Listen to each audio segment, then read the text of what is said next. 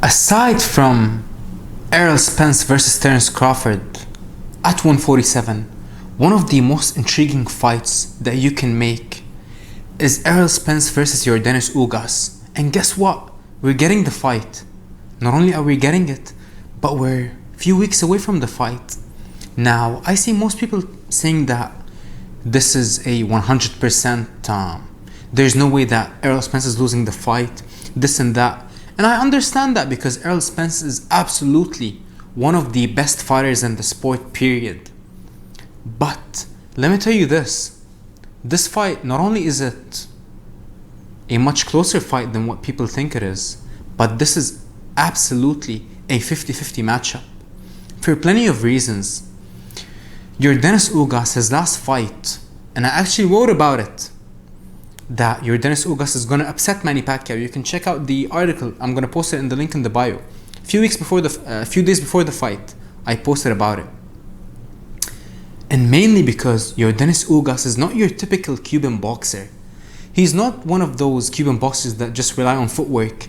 No, he's far more aggressive and far more unique than your average Cuban boxer.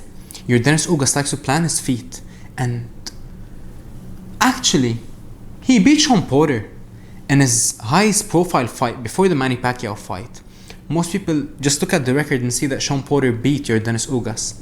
Not only did he beat Sean Porter, but he dropped Sean Porter. I mean, who drops Sean Porter? You got only Errol Spence, Terence Crawford, and I don't want to say a lucky shot by Adrian Broner, but things happen in the sport. But what I'm saying is this: Sean Porter is one of the best in our generation. And I believe that the fight wasn't necessarily close, to be honest, versus Ugas. Ugas dominated the fight.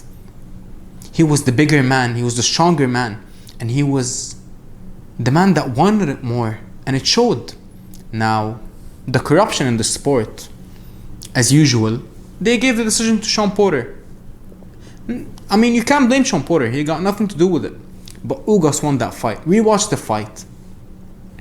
And his last fight versus Manny Pacquiao was phenomenal.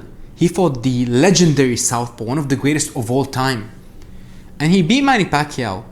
And him fighting a Southpaw and Manny Pacquiao right before this fight versus Errol Spence, it's almost like a setup.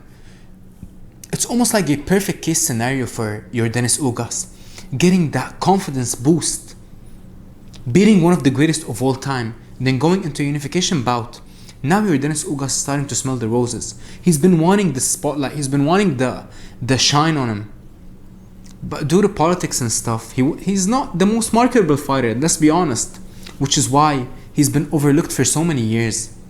And you got Errol Spence on the other hand, one of the best fighters we've ever seen in the welterweight division.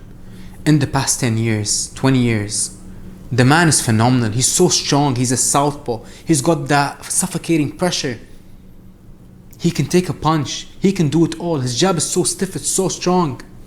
But he's been extremely inconsistent in the past few years.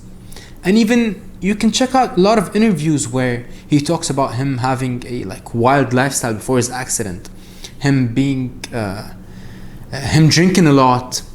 Him going out a lot and stuff, and that takes a toll out of you. That takes a lot out of you, and that takes a toll. And although you might not see it in a day or two, but I guarantee you that it will catch up. When he fought Danny Garcia, I was shocked, I was surprised. He looked unbelievable. But still, in the past few fights of Danny Garcia, he's been almost frozen. He doesn't throw his hands anymore.